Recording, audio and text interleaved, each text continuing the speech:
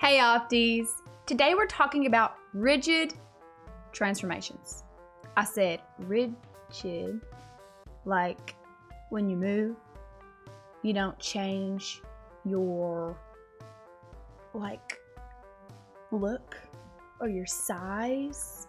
You're just like, I'm gonna rotate, or I'm gonna translate, or I'm gonna reflect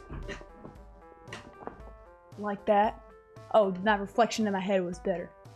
Wow. Okay. So rigid means you're not going to change your size. You're going to preserve angles and side lengths. So you're preserving that size and you're preserving shape. What you do change is location or orientation. So you're sitting upright, you might could sit on the side. Okay. So you're not changing size and you're not changing shape.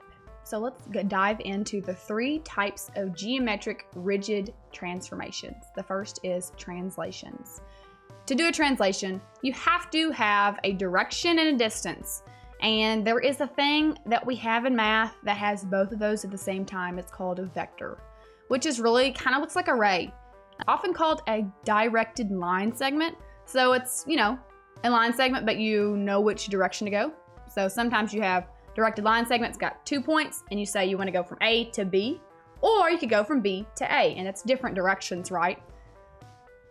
The thing that it preserves is orientation. So if your hand is like this and you translate it over here, it's still going to be where your pointer finger's facing upwards. You're not going to be doing any of this, okay, or this. Your orientation stays the same. A translation just looks like you have relocated. And it preserves size and shape, just like all of our rigid transformations. And what's congruent is our angles and our sides. Again, true for all rigid transformations. Let's look at our image. We have a translation is a slide. So notice I'll put the S and L in caps because slide has SL in it. Just being clever like that. I know you just really enjoyed that. So a translation is a slide. Notice it just looks like we have traveled somewhere. We've slid somewhere else. It looks exactly the same except for it's in a new location. So we have figure A, which is our pre-image. That's the thing we're starting with. So we call the starting image a pre-image. And now we've traveled to figure A prime. And once we get an image, which is what we call after we've done some sort of transformation or transformations, we have a little prime or a little mark on our letter, or sometimes if we have a triangle, we name it with 3 letters and we have prime markings on all 3 letters. I did include how this point B, it translates to this point B prime. And then if you had a point G maybe, it would translate to point G prime. So all the points translate with the whole image. You can think of it as mapping points to points. Let's talk about reflections. For a reflection, all you need is a line. You're just gonna have some sort of line that you're going to reflect over. So if my hand's a C here and I reflect over the line, it's become a C like this, okay? It's like a mirror. And Mulan in her mirror. And it preserves shape and size, just like any rigid transformation, but it does change orientation, which is different than what a translation does. And the angles and sides are congruent, just like any old rigid transformation. In our image, we have a reflection is a flip. And we see that our figures, it's opening like an L here. And now it's like not an L. It's been reflected, of course, over this line here. And we have the starting figure, figure B, and then our second figure is figure B prime. Again, this is going to be our pre-image, and our second one is our image. And we see that we have C, and that maps to C prime. Let's talk about rotations. For rotations, you need 3 things. One is a point, which is going to say, where are you rotating around? The second is an amount you're going to rotate, which would be an angle measure. And the third is some sort of direction. Now for the third option, you have two options. It could be counterclockwise or clockwise. For a clockwise rotation, that's the same thing as having a negative angle measure.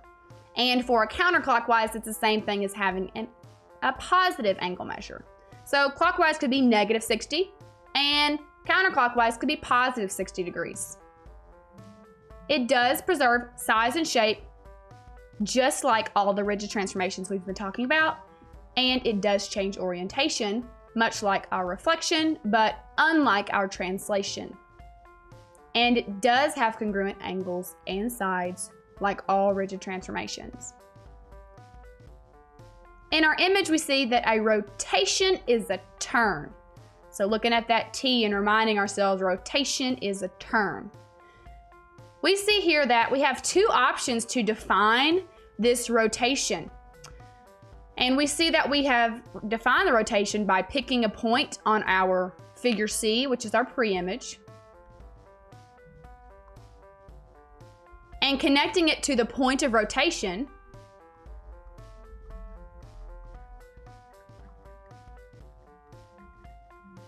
connecting that point to the D prime, which would be the image point of the pre-image point D, and that's how we see our angle of rotation, okay? And we could talk about it with two different directions. One way is we could say that it's going clockwise 200 degrees, or we could, instead of saying the word clockwise, we could simply say it's going -200 degrees. Or we could say it's going counterclockwise 160 degrees, or simply say it goes 160 degrees. And our figure C prime, again, that's our image because that's the figure we get after we've performed the transformation. Let's do some practice. Number 1, triangle XYZ and triangle ABC are congruent. Write a sequence of rigid transformations that maps triangle XYZ to triangle ABC. So since it says we're going to map XYZ to ABC, we know XYZ is our pre-image and ABC is our image. So let's make a note of that. Pre-image, and this one's our image. What's cool is that there are going to be lots of different answers at work here, but let's just try and see what we like to do. So I might rotate it to where it's like this. So this point would go to this point goes to this point, and this point goes to this point. And then if I reflected over the y-axis, it would look like this. And then I could reflect it over this line, and it would finally be on ABC. Let's say you wanted to just translate it over here. Then you could translate it down here. And this is your shortest side, so it needs to come here. So you could rotate it about this point and make it like this. Then you could translate it and it'd be on top. So there are so many different ways. As long as you get it from point A to point B, to your pre-image to image, it works. Look at 2. In the diagram below, triangle A prime, B prime, C prime is a transformation of triangle ABC. And triangle A double prime, so that's what we call it when we have 2 tick marks, or 2 prime markings. Triangle A double prime, triangle A double prime, B double prime, C double prime is a transformation of triangle A prime, B prime, C prime. Describe the composite transformation of triangle ABC to triangle A double prime, B double prime, C double prime. I know it's super fun to say, it's like a tongue twister. So we're going in order of how the tick marks increase. That's how it starts. It goes from ABC all the way to the double primes. So we know that our A has started here and then it's gone on the right of B instead of saying on the left of B and C. So that kind of signifies a reflection. So you could say that, hey, we've done a translation over a little bit. Maybe you could translate from here to here.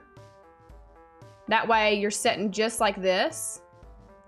Then you could reflect over this line, and then you'd be setting right on top of this one, and that's how you could get to triangle A prime, B prime, C prime.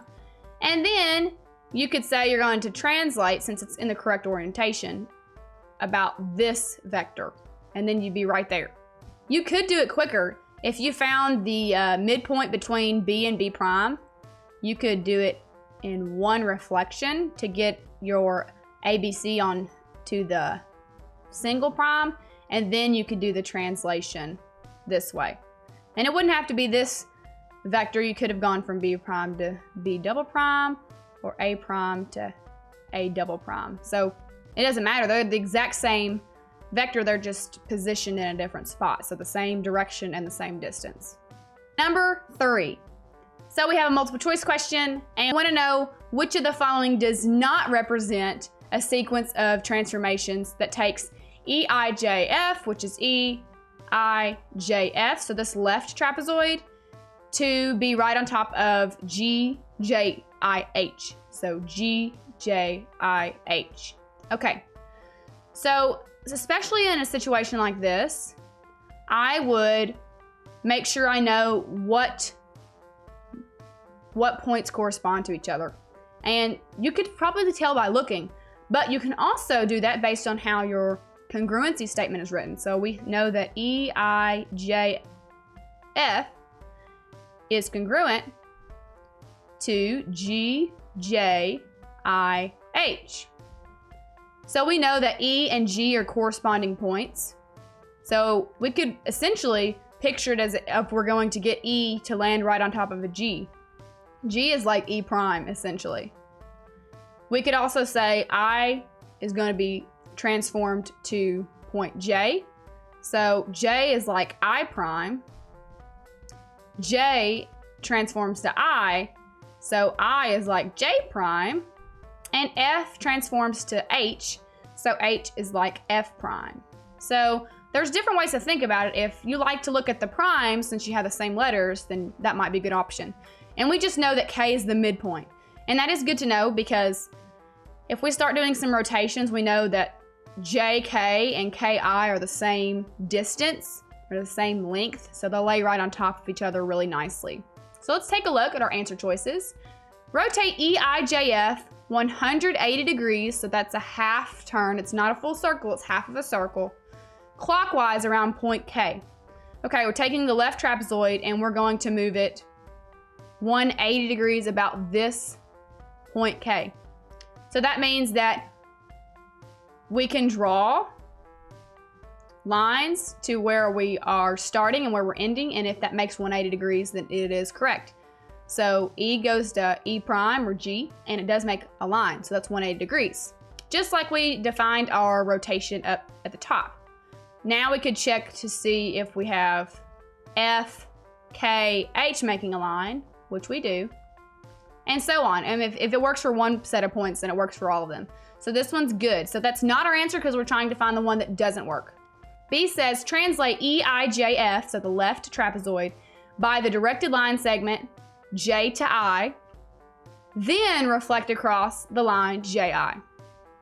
Okay, so we're going to translate by the directed line segment J to I. So if we go from J to I, so that long, that's going to take J to be right on top of I. Okay, so J to J prime works, but since it's not a rotation, you can't just check one point. So let's see what happens with our E, F, and I. So it looks something like this. Here's what our image would be after that first transformation. And then we'd reflect across the line JI. Okay, so if we reflect over JI, that means this is the same exact line we're reflecting over. So if we are reflecting over that line, it's the same thing as making a distance perpendicular to the reflection line and matching that distance on the other side. So this would be this point, and that would be around here. So you can see that it's definitely not giving us what we want. And here's this point, and that stays like that. So it looks like this. So that's definitely not it. Since we know it's not it, we're really done with the question, but we can check the other two just to be sure. C, rotate the first, rotate our EIJF 180 counterclockwise around point K. Now, we don't have to work that hard on this one because if you're gonna rotate 180, that's a half turn, meaning it's not a full circle, it's half of a circle. So it doesn't matter the direction you travel when you do a 180-degree turn, it's the same. So since A is true, C is also true. So let's check out D. Translate by the directed line segment J to I. So we had that just a minute ago. And then we want to rotate 180 degrees clockwise around point I. So that's going to be our point of rotation. So again, it's going to look like something like this. And then we want to rotate about point I. So does this I become on I prime? It makes a line, so that's 180. That's good so far. Let's check this E. Does that land up on E prime? We have to connect it to the point of rotation, and it does make a line. It does make the 180, so that works. And let's check our F. Would that land on our F prime? And yes, connecting it to our point of rotation and our prime, it does make 180, so that does work. So our answer that does not work is B. Lastly, number 4. We are given an image that shows us a rotation about this point, point P, and we are wanting to find X, Y, and Z, those variables. So it really just amounts to knowing that whenever you perform a rigid transformation, it makes congruent figures. The pre-image and the image are congruent. So we can set our 12 equal to 2y, our 4z plus 4 equals 28, and our angles 3x equals 60. So we solve all three of these and we get our XYZ. And the reason we knew how to set these up is we just put our corresponding congruent pieces together. So if the whole entire two triangles are congruent, then their corresponding parts are congruent.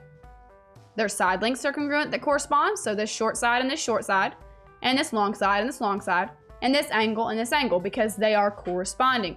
They would be the angles and the sides that would meet up when we do our pre-image to image, ABC to A prime, B prime, C prime. So let's solve. For y, we divide both sides by 2, and y is 6. So there's one of our answers. For z, we subtract 4 from both sides. 4z is equal to 24, and dividing both sides by 4, z is equal to 6. And finally, for x, we divide both sides by 3, and x is equal to 20. And since that's an angle, that's going to be 20 degrees. All right, Opties, that's it for rigid transformations. See you next time.